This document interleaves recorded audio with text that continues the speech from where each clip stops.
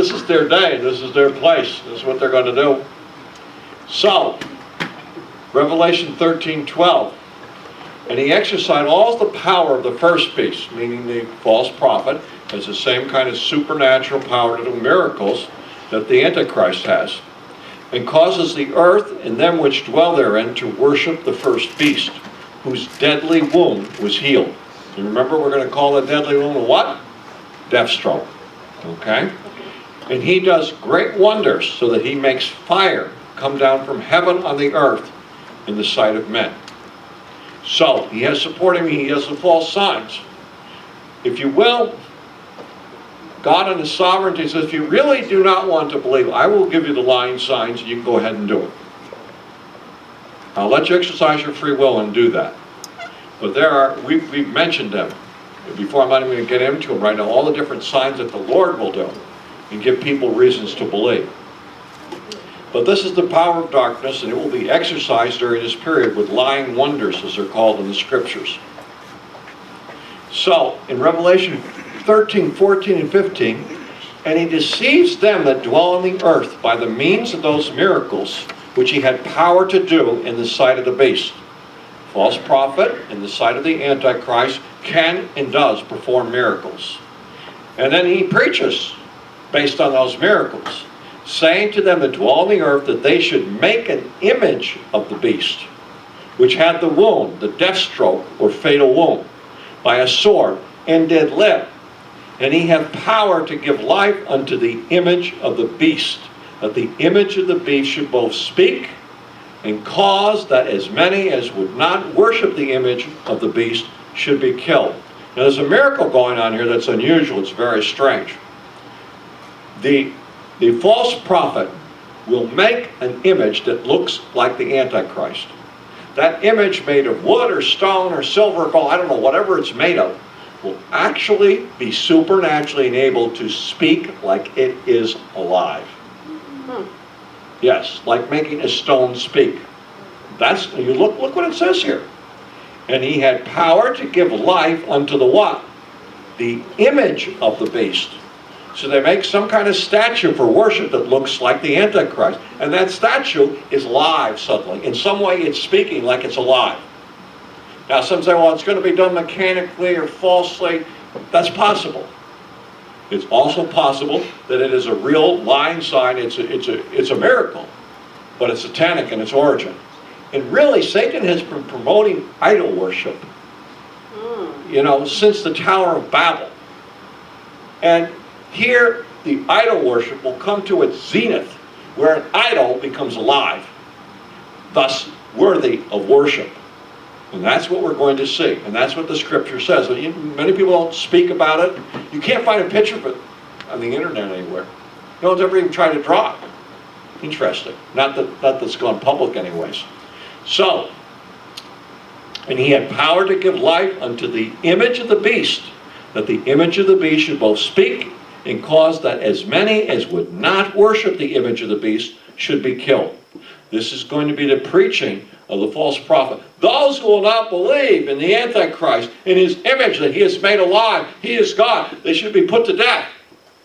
And that's what will happen. Now, about the mark here. We'll talk a little bit about this. And he caused, in Revelation 13, 16, and 17, and he caused all, both small and great, rich and poor, free and bond, to receive a mark in their right hand or in their foreheads, and that no man might buy or sell, save that he had the mark, or the name of the beast, or the number of the beast. Here is wisdom. Let him that hath understanding count the number of the beast, for it is the number of a man, and his number is 666. 666. Now, symbolically, what's going on here? Man was made on the sixth day. The Antichrist is a man, and he will demand worship. He is not God, and so his number is 666. And now, presently, we use barcodes and stamps and chips to identify things that we want to. I mean, whole herds of cattle now are identified by chips they put under the skin of the livestock. And many people have a chip put in the skin of their dog. So they can keep track of their dog. Anybody got a pet, got a chip in their pet? Oh, look at that. Okay, all right. Oh, yeah, all right. So we got this stuff going on. So that, you know, I've read things that, you know, a laser can imprint a code on you that you cannot read except for a scanner. So you may not see anything on the person's forehead, but it's there. And the system will obviously be a computer system. You cannot buy or sell without this. Now, there have many people, and this one doesn't hold up. You go on the internet, you'll see pictures of it here. You see at the end of the barcode, there's two lines there. Then there's 2 lines, not a number there, and there's 2 there. And they'll tell you that those 2 lines stand for 6, so that in the barcode there's 666. And I've tried to study this out to see if it's really true or not. It does not seem to hold up. One of the things with those barcodes, that barcode is not just reading the black strips. It's reading the spaces in between them. And those lines that you see are 4 different widths. So the thing is more complicated than you think, and you just can't look at the thing and read it. All right? But the fact that we have the technology to make it possible for someone to need a mark to buy and sell, obviously that's a no-brainer. We know that can go on. So we have all the technology today for an antichrist system. We have, the Bible has told us, a one world government on the way, and someone performing false miracles, demanding worship. This will all come together. But what does it say here? We'll go on with this thing. One of the ways that this may work out is that in Hebrew, they do not have separate letters for numbers. The letters have a numerical value. So the first thing you might look at, trying to discern who is this man, because it says it's his name, is to look at how his name translates in Hebrew. Each letter of the Hebrew alphabet has a numerical value. So, you know, when this happens, you might take a look at this thing, all right? It's a possibility what's going on. And I don't, you know, there are people with all kinds of theories on this thing. I don't even want to try to keep up with them all. But we know the technology is out there, and we know that this system could go into play tomorrow. You know, if such a ruler had authority to execute such a thing. I've got the Hebrew letters there, but let me go on from here. That letter stands for 6. It'd be interesting, the actual name of this Antichrist, how it will come out in Hebrew. Now, I mentioned this thing, and it's very popular belief that the Antichrist will be a Jew, and it comes from Daniel 11:37. Because there's this expression there that says the God of his fathers. This Antichrist is not going to honor the God of his fathers. But when you actually look at it, it's Elohim, God there, and it's a general word for God. It is not Yahweh. Meaning that whoever the Antichrist is, he's not going to honor the God that his father honors. Because he himself is going to claim to be God. But people have used this to say that the Antichrist is Jewish, is a backslidden Jew somewhere, and this is where it's going to come from.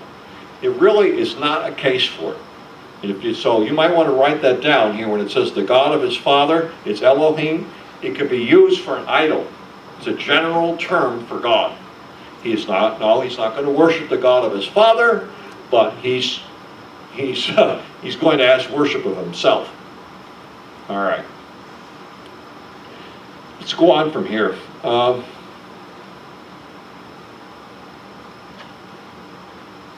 Okay. Several things come together here. When we're going to look at it a little farther, you're going to see the word Babylon several times in the book of Revelation. We talked about that when we first started back in Daniel. And just to remind you, you might want to put it in your notes again. The Babylonian system, as it was in Babel, it had a religion, a false religion. It had political power, both of those, and it was a real city. And thus it was an economic system too, because the city had its own economy. So in ancient Babylon, you have a wicked city given over to idol worship, And, you know, it's religious, it's political, it's economic, and it's actually a city. And because of that, I would say most dispensational scholars today lean or are convinced that ancient Babylon will be rebuilt, and that the Antichrist will make it the center of his world government, and thus it will have a false religion, it will control the economic system of the world, it will be a real city, and so Babylon represents all of those things. And because of it, Babylon does not fall all at once in the scriptures. The false religious system that will promote the Antichrist is called Babylon in the book of Revelation.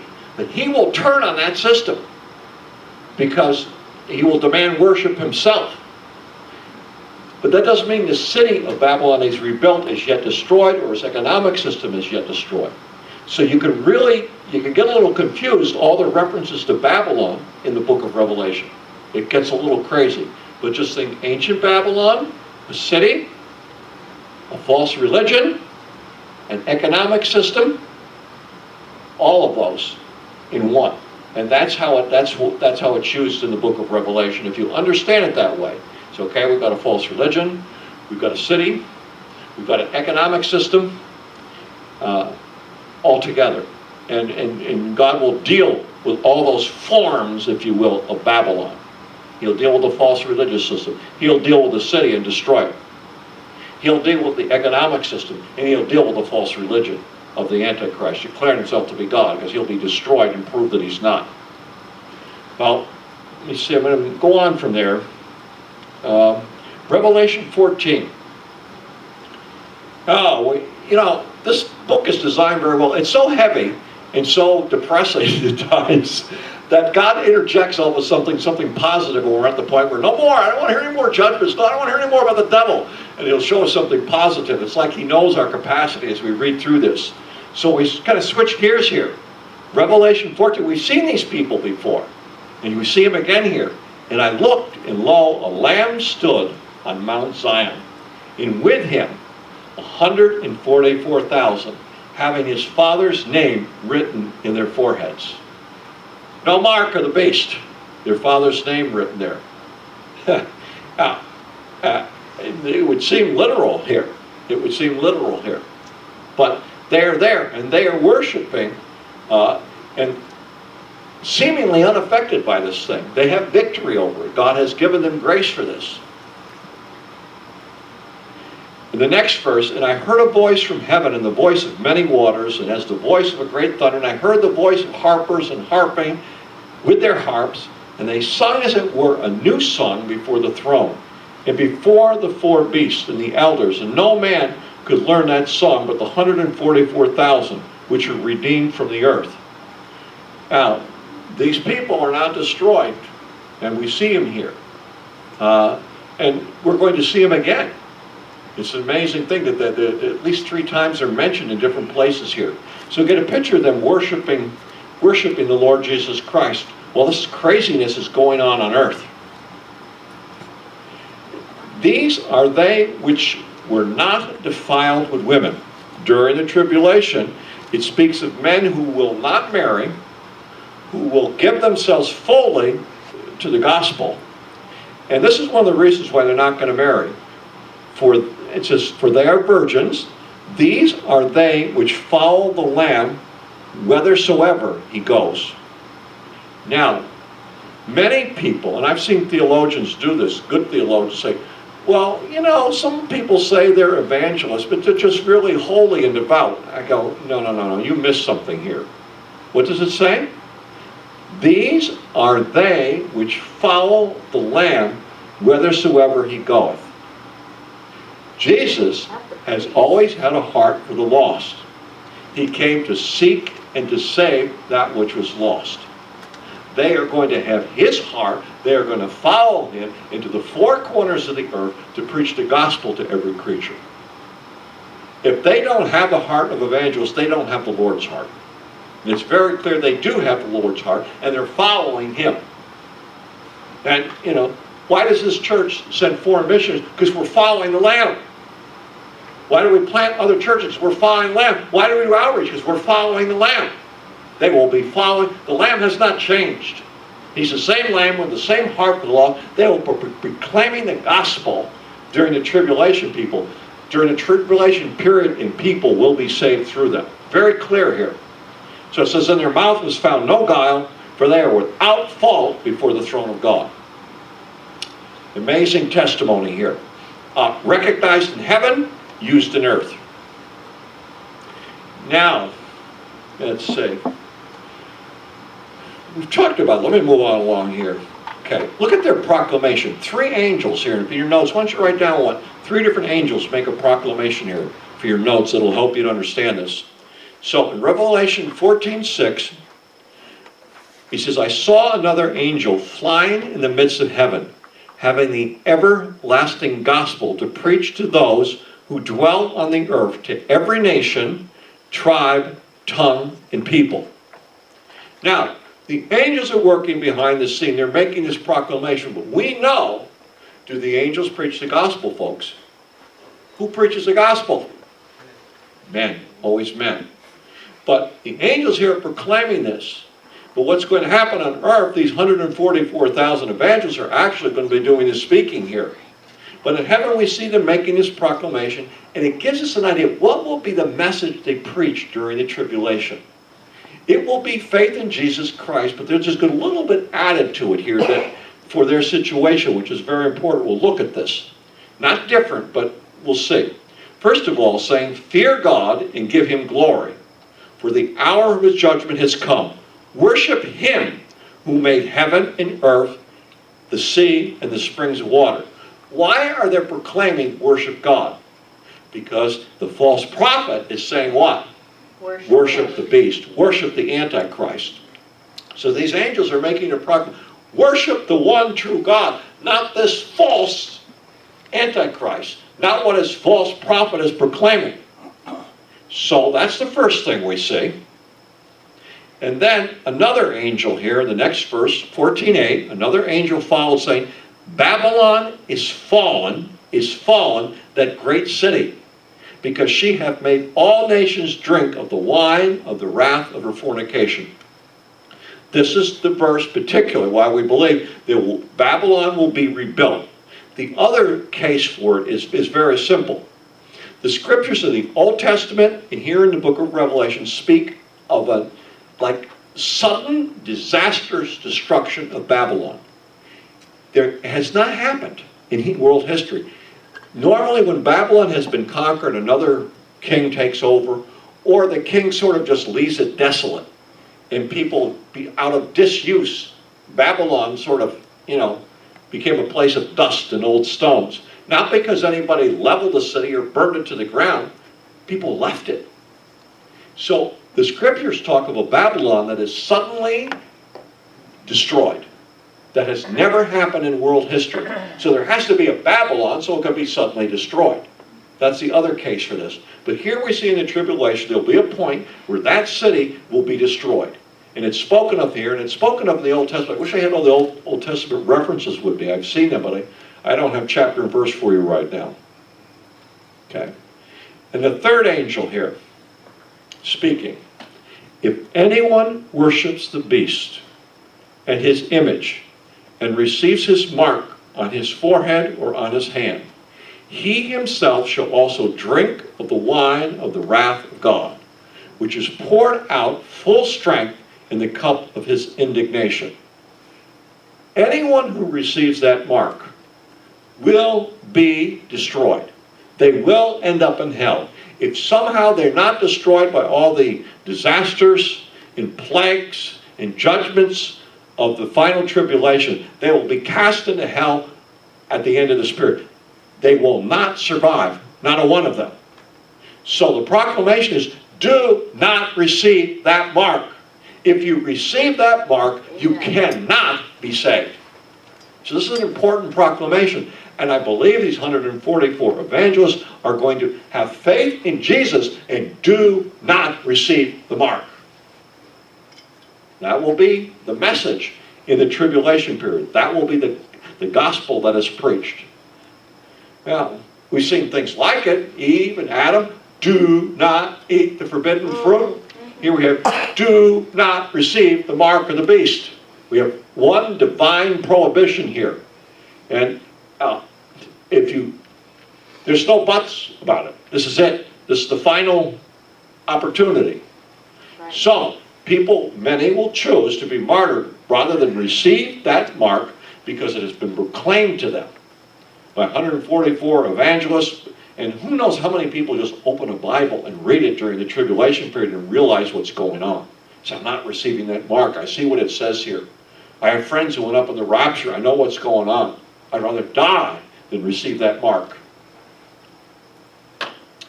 And 14:10b, he shall be tormented with fire and brimstone in the presence of the holy angels and in the presence of the Lamb. And the smoke of their torment ascends forever and ever. And they have no rest day or night who worship the beast in his image, whosoever receives the mark of his name. This is it. There are no more choices after this. There's no second choice after this. And the scriptures are very clear on that. Now, speaking of those who have faith in Christ here, Revelation 14:12. Here is the patience of the saints. And I believe what it means here, usually, there's two words for patience, but it's probably is it hupomene or something? I think it's patient endurance. It means the endurance. Why endurance? They're going to have to endure life on earth when they cannot buy or sell. And try to sustain themselves, and in some cases maybe even hope they get martyred because life is so difficult. This will take endurance. This will take patient endurance. There will be grace given to them, but this will not be easy. Here are those who keep the commandments of God and the faith of Jesus. Then I heard a voice from heaven saying to me, write, blessed are the dead who die in the Lord from now on. Now this is being said in the middle of the tribulation period. It is now the Antichrist has been wounded with a sword with a death stroke. He's been resurrected. His false prophet is claiming that he's God. He is claiming that he's God. They are demanding worship. And now at this point, it says, blessed are those who die in the Lord, because many are going to die in the Lord under this Antichrist system. And he says, you're blessed.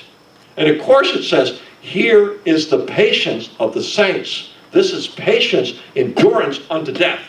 And that's what he's speaking about in context here. Yes, says the Spirit, that they may rest from their labors and their works follow them. Now, write that in your notes, please. That is one of the most exciting verses in the whole Bible. They're going to do what? Their works are going to do what? Follow them. Here's how it works. Let's see. We're going to take here. Chris there by the back. God bless Pastor Chris here.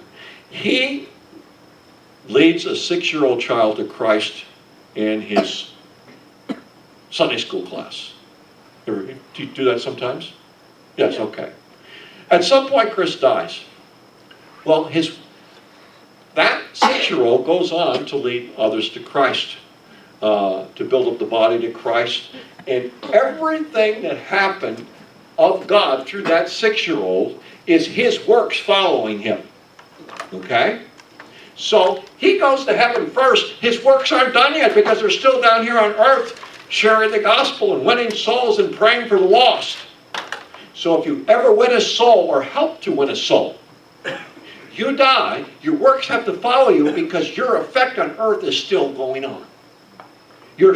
What you did on earth is still changing people. I always like to say this about, I had the opportunity to lead Pastor Brian Lange to Christ. He's making me a rich man.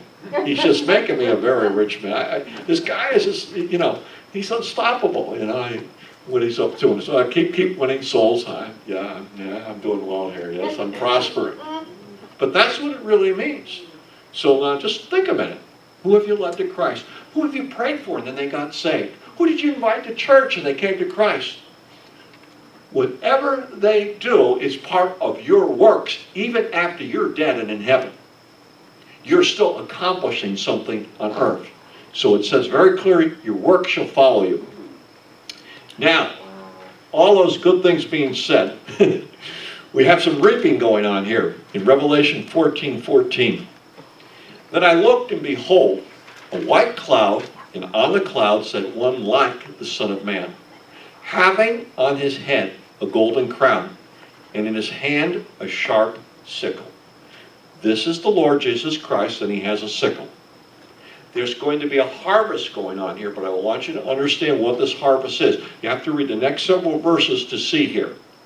I know there's someone out there in the planet that's going to tell you this is the rapture. But we'll look at it. We'll see. It's just not what he's harvesting here. We'll see. You just got to read it in context. Okay? So, and another angel came out of the temple, crying with a loud voice to him who sat on the cloud, thrust in your sickle and reap. So an angel speaks to the Lord, says, thrust your sickle and reap, reap. This is the call here. For the time has come for you to reap, for the harvest of the earth is ripe. Now we have to see what is ripe here and ready to be taken in. So he who sat on the cloud thrust in a sickle in the earth, and the earth was reaped. Now here comes the explanation here. 14:17, and another angel came out of the temple, which is in heaven, he also having a sharp sickle. And another angel came out from the altar, who had power over fire. And he cried with a loud cry to him who had a sharp sickle, saying, thrust in your sharp sickle, and gather the clusters of the vine of the earth, for her grapes are fully ripe. You got to now have to read on. We'll get this. So the angel thrust his sickle into the earth, and gathered the vine of the earth, and threw it into the great winepress of the what? The wrath of God. This is a reaping.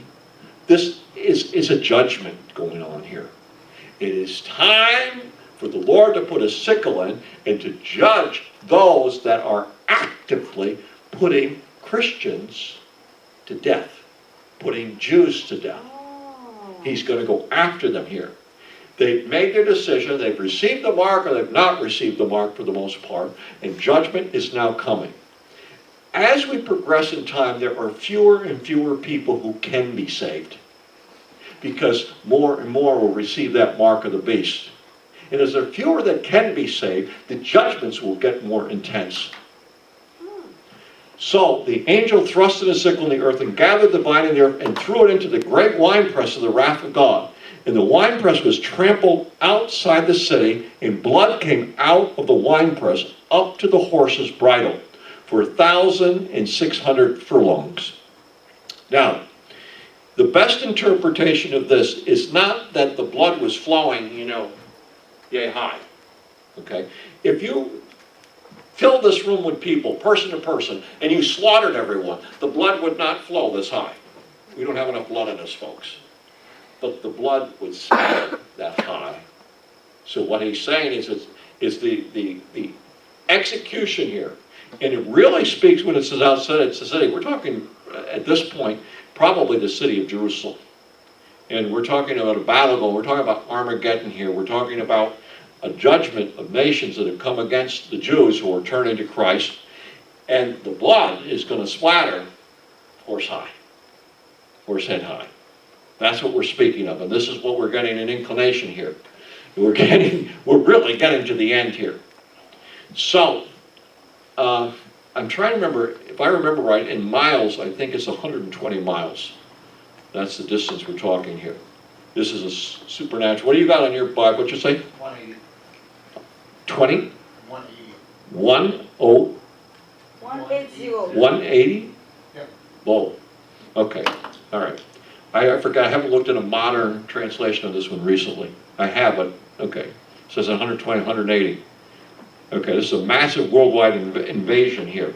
And God intervening at this point with the sickle in dealing with people who have joined the Antichrist to try to destroy the Jews. Remember his motivation? Destroy the Jews before they can turn to Christ. Because if they turn to Christ, they will call on the Lord and he will come and I'm done. The Antichrist seems to understand this. Okay. So, from the custom of producing grape juice by trampling grapes in a wine press. So, blood flowing out of the press, rising as high as a horse's bridle for a distance Oh, I have it there, 180 miles in my notes. Oh, well. Here we go. While this distance